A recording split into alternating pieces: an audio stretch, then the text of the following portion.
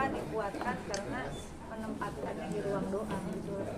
Jadi setiap situasi dituangkan dalam di ruang doa ini. Di ruang ini ada beberapa peristiwa penting yang menurut saya cara menyikapinya dengan doa. Jadi nggak ada marah, nggak ada kesel gitu. Jadi ya udah dituangkan di dalam doa, kita ikhtiar, hasil akhir itu yang menentukan Tuhan yang ini sebenarnya udah waktu umroh tahun lalu terus haji ya itu aja karena kan kadang-kadang dalam kondisi yang mumet banget lah ya kerjaan segala macam tapi biasanya saya seringi dengan membaca Quran gitu. Nah, baca Quran saya itu agak lama karena saya harus baca terjemahannya karena saya bukan urusan sastra Arab, saya bukan bahasa Arab, saya merasa bahwa saya harus baca terjemahannya. Nah di terjemahannya itu saya ngerasa bahwa ada peristiwa-peristiwa yang kadang membuat saya sedih, membuat saya marah, membuat saya kecewa. Pas baca di ayat itu tuh kayaknya kayak dikasih ketenangan dan cara melihat masalah itu jadi berbeda, jadi bukan masalah lagi. Apa sih yang paling berkesan? Tadi yang dibaca adalah perempuan yang mati di Musdalifah. Itu ketika perjalanan di Arafah, di Mina, haji kemarin, bagaimana ada persoalan yang panas sangat ekstrim begitu, lalu karena tertunda haji beberapa waktu karena ada COVID, lalu orang banyak yang berhaji itu di tahun kemarin yang dari Indonesia banyak sekali orang tua. Ada menurut saya ada hal-hal tata kelola haji kita yang harus diperbaiki gitu. Peristiwa itu banyak orang tua yang meninggal, kemudian tapi kita kan nggak boleh marah di sana gitu ya, seolah-olah itu jadi pembenaran. Arafah, Makkah, Musdalifah, kalau mati itu berkah, dilarang marah gitu. Nah saya marah sebenarnya karena kok bisa kayak gini, kasihan orang tua yang haji nunggu berpuluh-puluh tahun, lalu begitu mereka juga bukan gratisan, nyari kuota juga nggak segampang pejabat dapat kuota haji begitu ya. Tapi kemudian mengalami memang umur di tangan Allah. Waktu saya marah, tetapi diingatkan Makkah, Arafah, Musdalifah dilarang marah. Itu yang berkesan sekali dan saya mendoakan mereka yang tinggal di tanah suci. Mudah-mudahan tahun ini tidak ada kejadian seperti tahun kemarin. Insyaallah lebih baik lagi. Dan tentu saja itu saya persembahkan mereka yang tidak pulang ke tanah air tapi pulang ke tanah. Jadi membaca puisi dan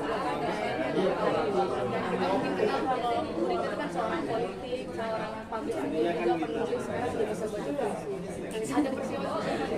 Saya dari kecil udah baca puisi, Neng. Saya dari kecil tuh udah memang suka baca puisi. Pertama, ibu saya itu kalau orang lain membacakan dongeng pengantar tidur, nah ibu saya itu membacakan puisinya, penyair lah ya. Nah, jadi udah terbiasa. Terus waktu TK itu saya ikut lomba deklamasi, baca puisi lah ya. Tapi kalau nggak pakai teks itu dihafalkan, namanya deklamasi. Saya juara kedua dari 2 peserta. Bener, serius, pialanya gede lagi. Bener. Jadi itu benar-benar jadi senang banget sama puisi gitu, karena itu jadi hari-hari dari kecil.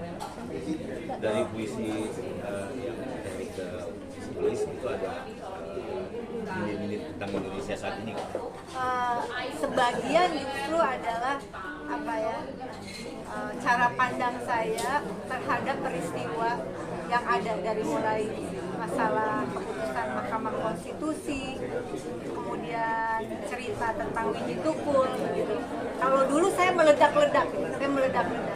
Mungkin kalau pernah baca puisi saya yang Sumpah Saripah atau Renungan Kloset itu adalah puisi pertama saya, lalu kedua dari Cengkeh sampai Utrecht, Ups, lalu kemudian Sumpah Saripah, terakhir yang Covid itu antologi puisi dengan Agus Nur, Cara Menikmati Kenangan dengan Baik. Yang ini memang agak beda, mungkin karena faktor umur. Jadi cara merespon peristiwa itu tidak semeledak-meledak dulu, tapi bukan berarti saya tidak memperjuangkan atau menjadi tugas.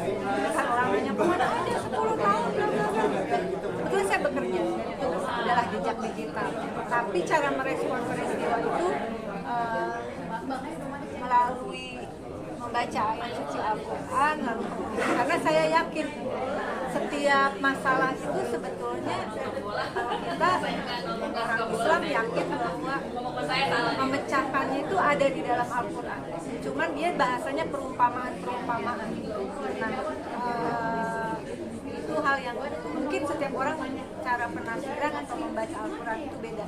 Tapi itu cara saya membaca Al-Quran, bahwa ayat-ayat suci Al-Quran itu bagi saya adalah kekuatan untuk bisa bertahan dalam pekerjaan yang tidak mudah.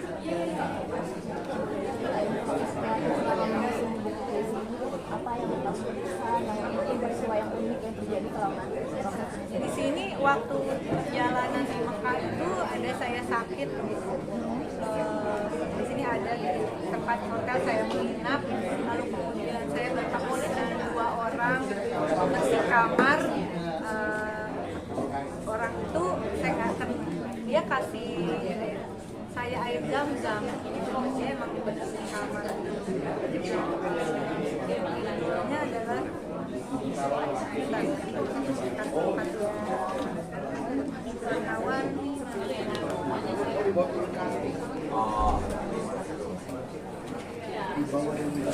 88. ini ya jutaan wartawan.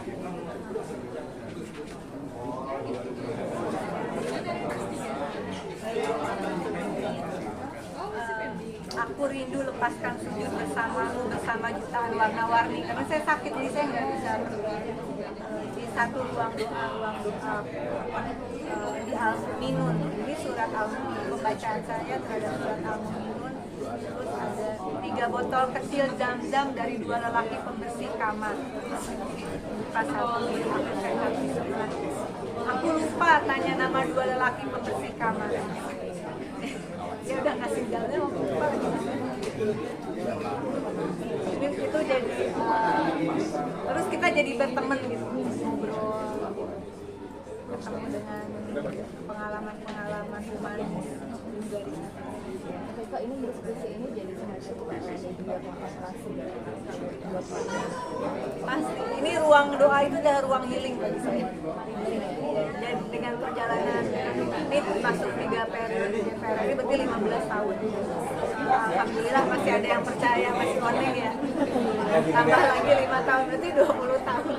Jadi peristiwa-peristiwa yang terjadi di negara ini yang terkait juga dengan apa yang saya perjuangkan, pada akhirnya saya tidak bisa memisahkan itu dari ruang doa. Jadi negara ini buat saya adalah ruang doa, bukan hanya tempat saya hidup, bukan hanya tempat saya membesarkan anak-anak, tapi negara ini adalah ruang doa. Setiap mau kerja itu selalu ada doa di situ. Dari setiap keputusan itu jadinya doa dulu, setiap mau ngomong doa dulu. Jadi alhamdulillah sih itu perjalanan yang cukup panjang, sangat saya syukuri diberi kesempatan untuk memaknai semua apa yang saya lakukan ini menjadi ruang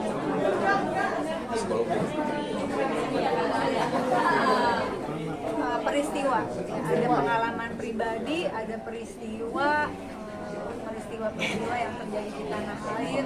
Tadi seperti orang-orang yang bekerja di pemerintahan tapi upahnya nggak dibayar-bayar. Saya bilang kas negara tidak kosong, hanya bolong.